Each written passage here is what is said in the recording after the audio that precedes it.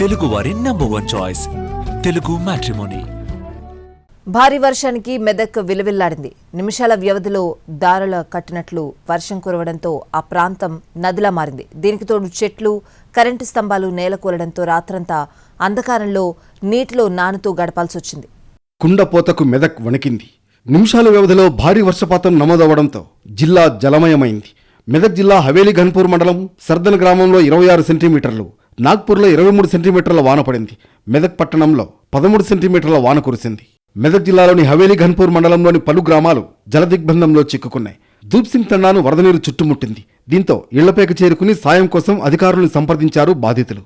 రంగంలోకి దిగిన NDRF, SDRF బృందాలు తండా నుంచి దాదాపు 100 మందిని సురక్షిత ప్రాంతానికి తరలించాయి. దూప్సింగ్ తండాలో వరదలో కొట్టుకుపోతున్న వ్యక్తిని స్థానిక యువకులు కాపాడారు. తాము మునిగిపోయే ప్రమాదం ఉన్నప్పటికీ 4 యువకులు ప్రాణాలకు తెగించి లాల్జాను ఒడ్డుకు తీసుకొచ్చారు. మెదక్ పట్టణంలోని dump yard, animal birth control సెంటర్లలో 5 చిక్కుకుపోయారు. దీంతో ఎస్డీఆర్ఎఫ్ సిబ్బంది వాళ్లను రక్షించారు. నక్కవాగులో car చిక్కుకుపోయింది.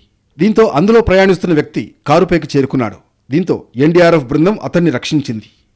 రామాయంపేటలోని SC hostel, SW degree కాలేజీలో చిక్కుకుపోయిన 300 మంది విద్యార్థులను సురక్షితంగా బయటకు తీసుకొచ్చారు. వరద ప్రవాహం అధికంగా ఉన్న కల్వర్ట్లు, బ్రిడ్జిలపై రాకపోకల్ని నిలిపివేశారు అధికారులు. హవేలీ ఘన్పూర్ మండలంలో వందలాది ఎకరాల పంట పొలాలు నీట మునిగాయి. దీంతో పొలాలు చెరువుల్ని తలపిస్తున్నాయి.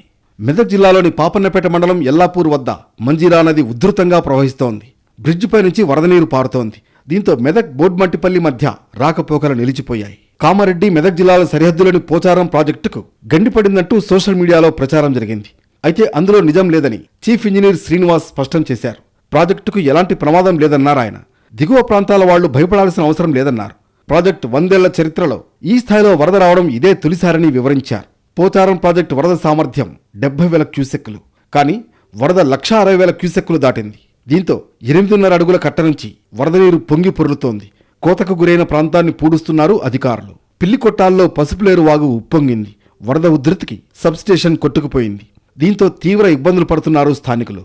విద్యుత్ అధికారులు యుద్ధ ప్రాతిపదికన మరమ్మతులు చేస్తున్నారు. పిల్లికొట్టాల్ సబ్స్టేషన్ కొట్టుకుపోవడంతో ప్రత్యామ్నాయ ఏర్పాట్లు చేసి విద్యుత్ ఇస్తున్నామని అధికారులు వెల్లడించారు.